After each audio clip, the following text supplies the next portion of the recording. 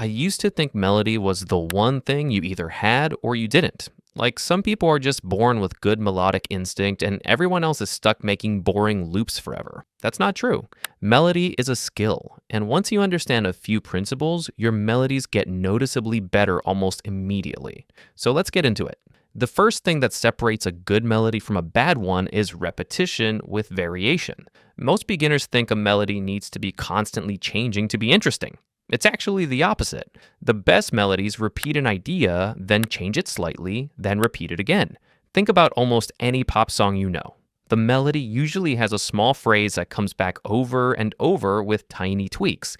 Your ear loves that. It gives you something familiar while still keeping you engaged. If every single note is different from the last, your brain has nothing to hold on to, and the melody just feels like noise. The second thing is contour. Contour is just the shape of the melody when you draw it out, the ups and downs. A flat melody where every note is close to the last one feels boring fast.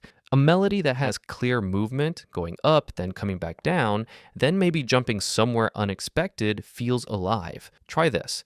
Hum a melody and pay attention to whether it's just wandering around the same three notes or actually going somewhere. If it's not going anywhere, it's not finished yet. Now, here's something most beginners get wrong. They try to write melody and rhythm at the same time, and it turns into a mess. Separate the two. First, just clap or tap a rhythm you like with no notes attached to it at all.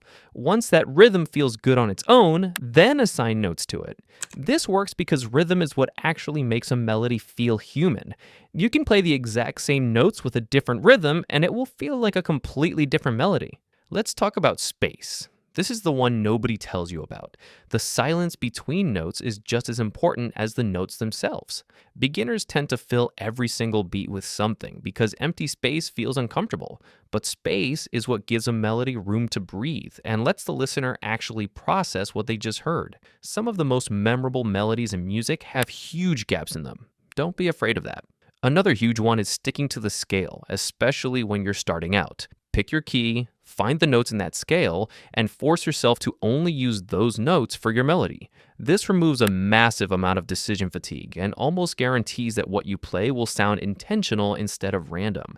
Once you have more experience, you can start bending outside the scale for tension, but early on, staying inside it will save you from melodies that sound like accidents.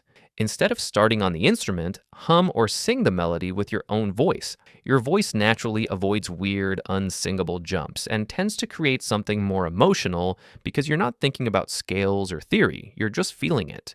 Once you have something you like, then go find those notes on your instrument. Melodies written this way usually feel more natural than melodies built purely by clicking around on a piano roll. One more thing. Stop judging your melody after one listen. Loop it. Listen to it 10, 20 times in a row while you do something else.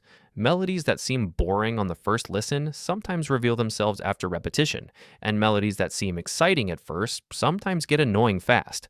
You can't actually evaluate a melody until you've lived with it for a while. So, to recap, repeat ideas with small variations. Pay attention to the shape, not just the notes. Build rhythm before notes. Don't fear silence. Stay in the scale while you're learning, hum before you play, and give every melody more than one listen before deciding if it works. Do this consistently, and your melodies will stop sounding random and start sounding intentional. That's really the whole difference.